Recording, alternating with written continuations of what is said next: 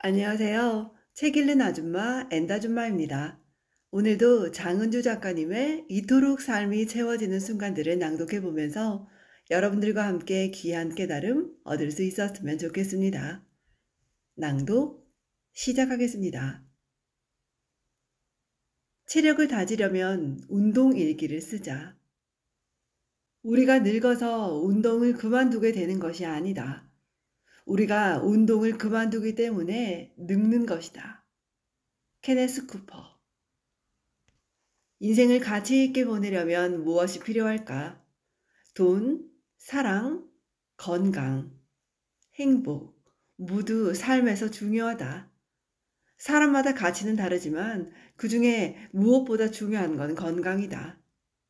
일상을 잘 살아내려면 건강부터 챙겨야 한다. 나이가 들수록 건강의 중요성을 더욱 실감한다. 건강하지 않고 체력이 안 따라주면 그 어떤 것도 할 수가 없다. 그러니 아무리 바빠도 운동은 필수다. 운동하기 좋은 때란 없다. 무엇을 하기에 가장 좋은 시간은 바로 지금이다. 이제부터라도 조금씩 몸을 관리해 나가야 한다. 그래야 오랫동안 건강하게 원하는 것들을 해나갈 수가 있다. 누구나 자신의 상황에서 약간의 어려움은 다 있다. 스트레스를 안 받고 살 수는 없다. 하지만 그런 상황을 받아들이고 견딜 수는 있다. 그걸 가능하게 하는 것도 바로 운동이다. 운동을 해야 스트레스를 감당할 수 있는 힘도 길러진다. 나중으로 미루면 시간만 간다. 다음이라는 단어만 떠올리지 말고 지금 바로 운동화를 신는 게 좋다. 운동을 하기로 결심했다면 의욕만으로는 부족하다. 열심히 하겠다고 다짐해도 대부분 실패한다. 사람의 의지에는 한계가 있기 때문이다. 운동을 한다 해서 당장에 달라지지 않는다. 운동은 오래 해야 효과가 나타난다. 어떻게 하면 꾸준히 오래 할 수 있을까? 그 비결은 바로 기록에 있다. 기록을 하지 않으면 중간에 하다가 그만둘 가능성이 높다. 기록은 나를 알고 끝까지 갈 수 있도록 이끌어준다. 어떤 운동이든 간에 목표가 있을 것이다. 언제까지 무엇을 어떻게 해나갈지 구상하고 다짐하는 것들이 있다. 목표를 인식하는 것과 적으면서 보는 것은 분명 다르다. 종이에 써야 자꾸 하게 된다. 측정할 수 없으면 관리할 수 없고 관리할 수 없으면 개선할 수 없다. 경영학자 피터 드러커의 이 말처럼 개선을 위해서는 측정되어야 한다. 그리고 측정하면 반드시 기록해야 한다. 운동선수들이 매일 하는 운동량과 시간을 기록하는 것, 다이어트를 하는 사람들이 식단을 관리하는 것처럼 쓰면서 확인할 필요가 있다. 변화를 만들어내려면 비교 대상이 있어야 한다. 자신이 어디쯤 왔는지 상태를 파악하는 일은 대단히 중요하다. 운동 일기를 쓰면서 내가 성장해 나가는 모습을 보게 된다. 기록하면 그것을 확실히 알 수 있다. 쓰지 않으면 발전도 없다.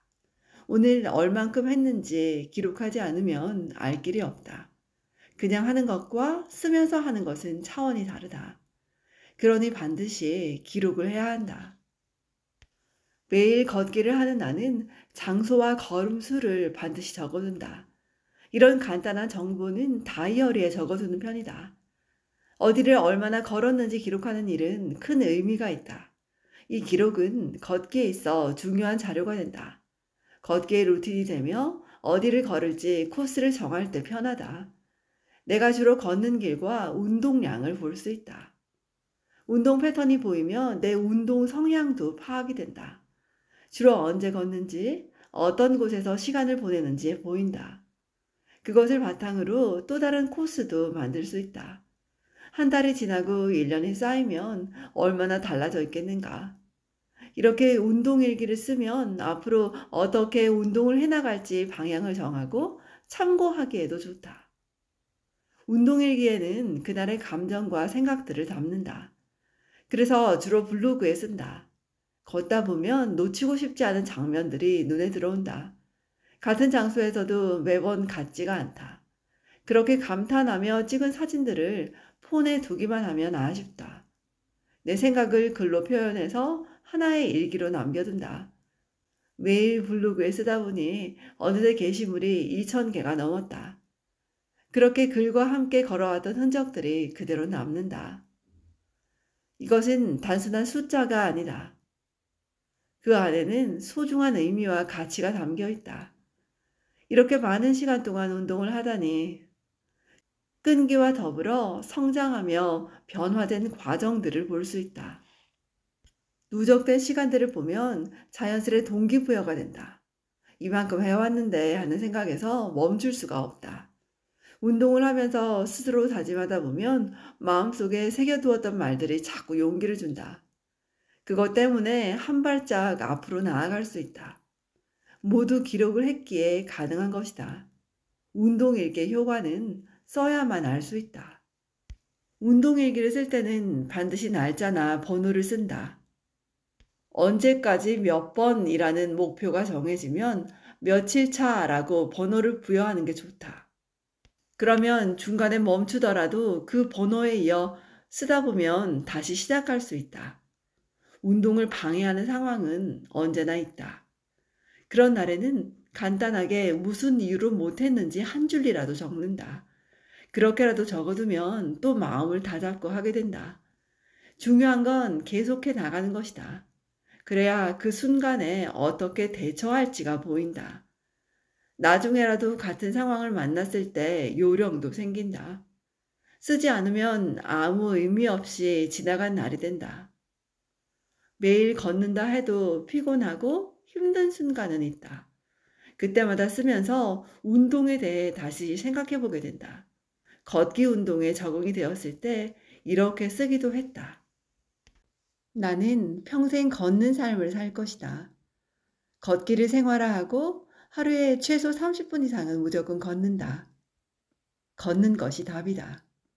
힘들 때나 우울할 때, 답답할 때 모든 해결책이 걷기에 있음을 상기하자. 그렇게 적으면서 마음을 다잡으려고 노력했다. 처음 운동할 때는 다양한 시행착오를 겪는다. 하지만 그런 상황을 매일 체크하고 기록하면 어느 정도 패턴이 생긴다. 그 과정에서 자신에 대해 좀 더 알 수 있다. 운동할 때의 상태, 느낌과 떠오르는 생각들을 기록하는 동안에 삶의 질서가 만들어진다. 언제 어떻게 내 감정이 반응하는지를 안다면 일상이 좀 다채롭지 않을까? 그런 의미에서 운동일기를 쓰는 건 꼭 필요한 일이다.